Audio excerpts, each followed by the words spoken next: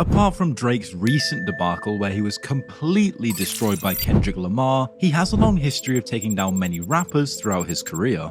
Ghostwriting allegations, cultural appropriation, sampling disputes, relationship drama, these are just a few from the long list of accusations that contribute to his controversial status in the music industry. And we'll delve into a few of these most notable victims of Drake today, whose careers were significantly impacted after their encounters with Drake, starting with our very first in the list, Meek Mill. Drake vs. Meek Mill is one of the most notable feuds in hip-hop history. It started back in 2015 when Meek accused Drake of using ghostwriters, a very serious allegation in the rap community where authenticity is highly valued. He took it to Twitter and wrote, "Stop comparing Drake to me too. He don't write his own raps. That's why he ain't tweet my album, because we found out." He was referring to Drake's verse from his song Rico. He further tweeted, "He ain't even write that verse on my album, and if I would have known, I would have taken it off my album. I don't trick my fans, lol." In response, Drake dropped a pair of diss tracks titled Charged Up and Back to Back. The latter became particularly famous, receiving significant radio play and even being nominated for a Grammy.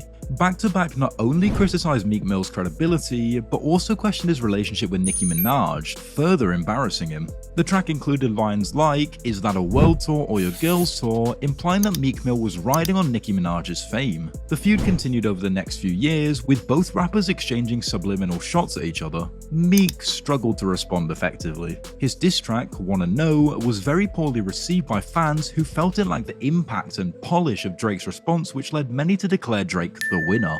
This conflict damaged Meek Mill's reputation and career momentum. Although he has since made a comeback with successful projects like Wins and Losses and Championships, the 2015 feud with Drake remains a significant blemish on his career. However, this wasn't Drake's first beef with a notable rapper. He already had an intense feud going on with Pusha T, which dates back to the early 2010s when Pusha T took shots at Lil Wayne, who was a close associate of Drake. Drake and Pusha T first clashed in 2012 when Pusha released his single Exodus 23:1 and called out Drake, Lil Wayne, and the rest of Wayne's Cash Money Entertainment crew. The conflict escalated in 2018 when Pusha T released Infrared, a track from his album Daytona that accused Drake of using ghostwriters. It was written like Nas, but it came from Quentin. Drake quickly responded with Duppy Freestyle, targeting Pusha T and his label boss Kanye West. Then, something happened that no one could have predicted.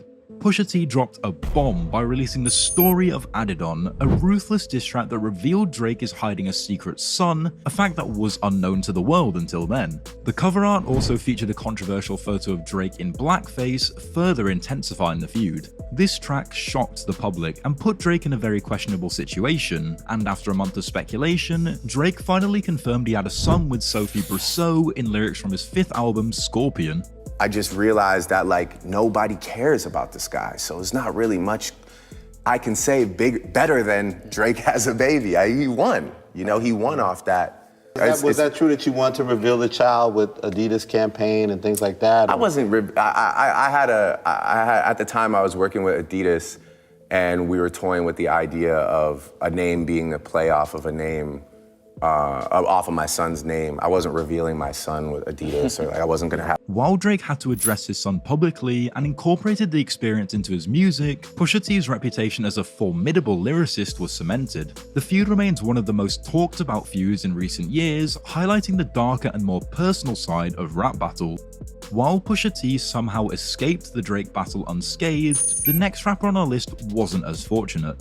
ilovemakonnen rose to prominence with his breakout hit Tuesday, which gained widespread attention in the year 2014. Drake, recognizing the song's potential, jumped on the remix, which boosted its popularity and brought ilovemakonnen into the mainstream. Following this collaboration, ilovemakonnen signed to Drake's label OVO Sound in September 2014. But despite the initial success, ilovemakonnen's relationship with Drake and OVO went from rosy to sour pretty quick. By 2016, ilovemakkonnen's presence on the label seemed to diminish as he released less and less music under the OVO banner.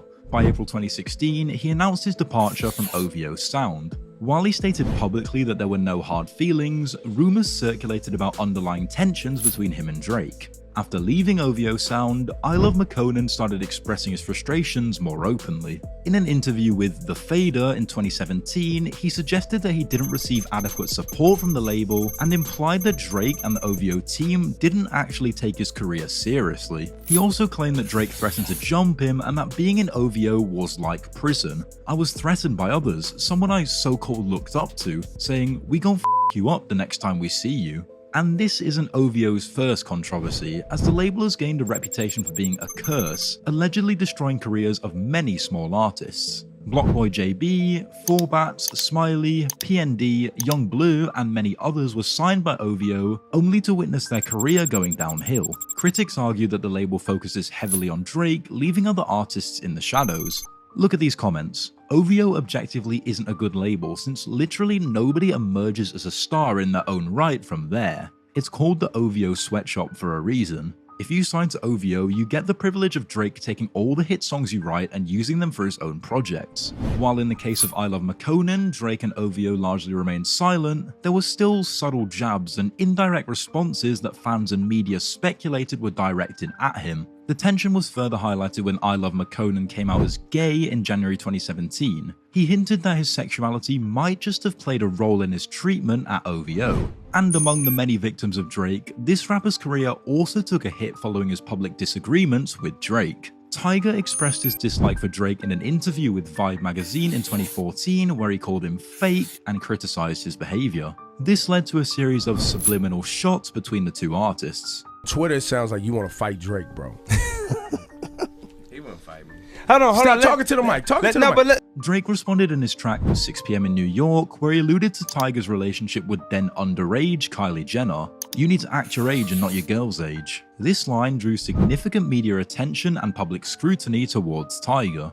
Following the feud, Tyga's career experienced a downturn. Although he has managed to stay relevant with occasional hits, his mainstream success has never fully recovered after the beef with Drake. The public perception of Tyga has been tainted by both the feud with Drake and the controversy surrounding his personal life, illustrating the long-term impact of such conflicts. Another notable figure in the list of rappers who have had conflicts with Drake is Tory Lanez. Both are from Toronto, and their rivalry seemed to stem from competition over who was the true representative of the city's music scene. The tension between them first became public when Lanez took a subtle shot at Drake's Controller on his remix of the song. The feud continued with subliminal disses from both sides. Drake notably took a jab at Tory Lanez in his track Summer 16 with the line, "All you boys in the new Toronto wanna be me a little." Lanez responded in various interviews and songs, but the public generally perceived Drake as being on top in this rivalry due to his higher profile and consistent success. While Tory has enjoyed considerable success in his career, the shadow of his rivalry with Jake has loomed large.